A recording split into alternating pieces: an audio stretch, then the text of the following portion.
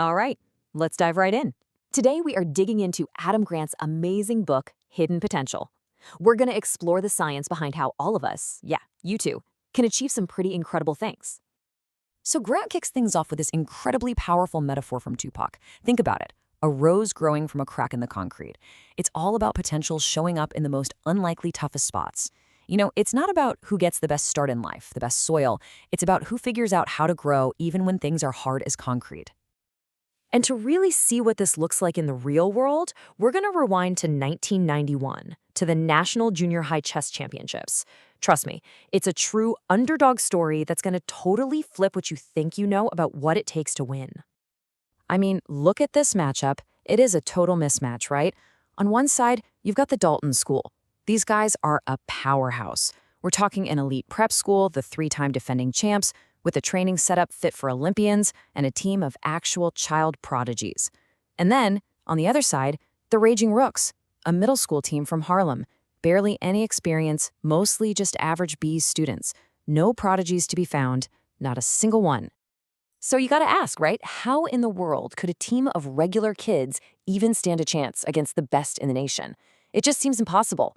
What was their secret weapon? Because you can bet it wasn't some kind of raw, born-with-it talent. And here it is, the secret.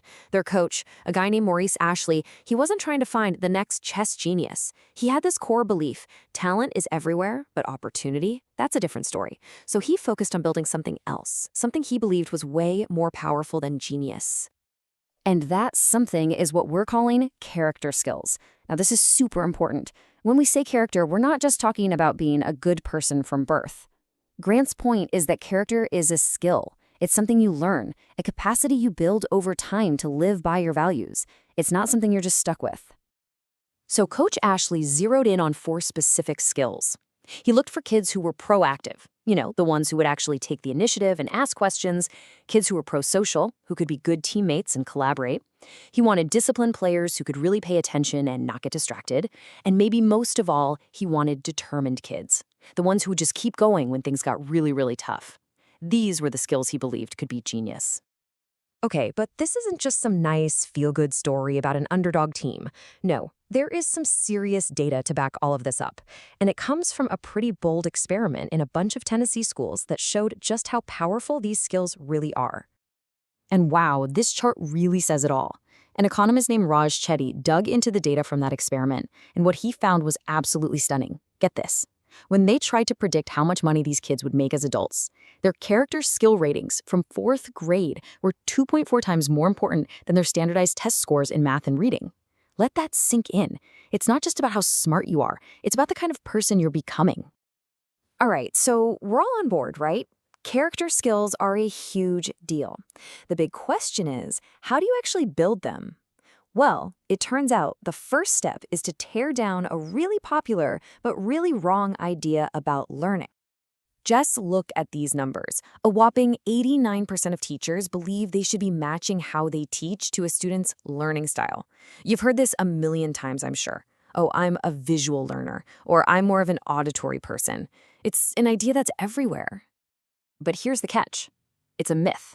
After decades of research, there is zero, and I mean zero, credible evidence to support it. Your so-called style is really just what feels comfortable and easy for you. And Grant's whole point is that real growth, the kind that unlocks your hidden potential, doesn't happen in your comfort zone. It comes from the exact opposite, leaning into discomfort and working on your weaknesses.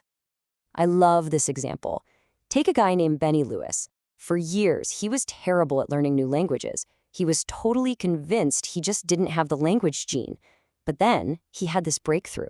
He stopped trying to find his perfect style and just threw himself into the deep end. He forced himself to speak from day one, making a ton of mistakes. He literally learned how to get comfortable with being uncomfortable. Okay, but let's be real. Facing that kind of discomfort all by yourself is, well, it's really hard. To keep going, you need some kind of support system.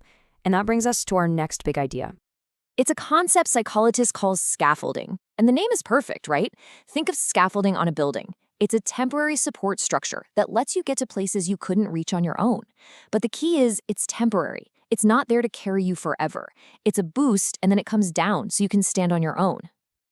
And here's an incredible, powerful example of this in action. the Golden 13. These were the first Black naval officers, and they faced just overwhelming odds and prejudice. So what do?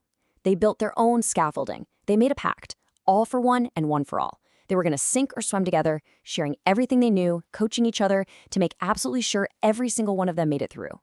So what does good scaffolding actually look like? Well, there are three key things. First, it's tailored. It has to be customized for the specific challenge you're facing. Second, it's timely. It's got to show up right when you need it most, at that pivotal moment. And third, and this is so important, it's temporary. It gives you a lift, and then it gets out of the way. Because the whole point is for you to keep climbing on your own. And that brings us right back where we started, with the Raging Rooks. So what happened to them? How did their story end? And what's the ultimate lesson here about what potential really is? Well, that championship in 1991, that wasn't the end of the story. It was just the beginning. It was a catalyst. Coach Ashley, he went on to become the very first African-American chess grandmaster, and he coached another team from Harlem, the Dark Knights, to even more victories.